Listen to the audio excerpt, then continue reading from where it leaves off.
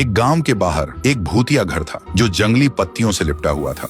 उस भूतिया घर के चारों तरफ हवा हमेशा ठंडी और भारी लगती थी, जैसे कोई सांस ले रहा हो। और उस भूतिया घर के बारे में हर माँ बाप अपने बच्चों को समझाता था, वहां मत जाना बेटा, वहां एक परछाई रहती है जो रात को झाड़ू पर बैठकर उड़ती है।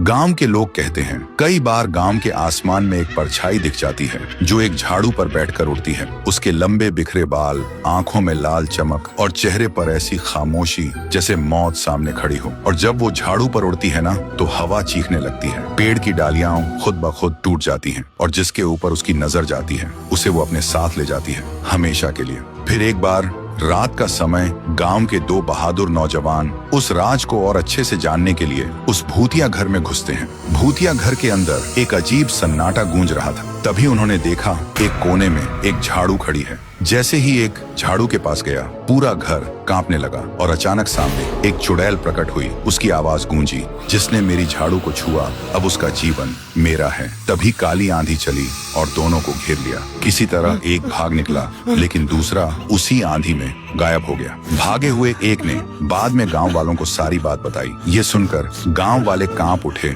खौफ से रोते रोते कहा, लगता है अब से गांव की बर्बादी शुरू हो चुकी है। और तभी भूतिया घर के अंदर से एक चीख गूंजी, जैसे वो चुड़ैल उनके लफ्जों पर मुस्कुरा रही हो। फिर एक रात पूरा गांव खौफ में डूबा हुआ किसी तरह सो रहा था। तभी वो चुड़ैल झाड़ू पर उड़ती हुई आई और गांव के बीच रुककर एक अजीब तरीके से हंसने लगी। उसकी हंसी की आवाज इतनी धार थी कि गांव वालों के सिर एक एक करके अलग होने लगे। आदमी, औरत, बूढ़े, बच्चे, किसी को नहीं छोड़ा। पूरा गांव हिल उठा। हर तरफ बस लोग चीख रहे थे और इधर उधर जान बचाकर भाग रहे थे। चुड़ैल की खतरनाक हंसी और तेज हो रही थी। उसकी लाल आंखें अंधेरे में और ज्यादा चमकने लगी और हवा ऐसा लगने लगा जैसे पूरा गांव टूटने वाला हो। और फिर एक ऐसी चीख गूंजी जिसे सुनकर पूरा गांव थरथरा उठा। तो दोस्तों, कहानी का आगे क्या होगा? क्या चुड़ैल पूरा गांव मिटा देगी या फिर उसे कोई रोक भी पाएगा? अगर जानना है तो वीडियो को लाइक करो और कमेंट में लिखो पार्ट 2 चाहिए।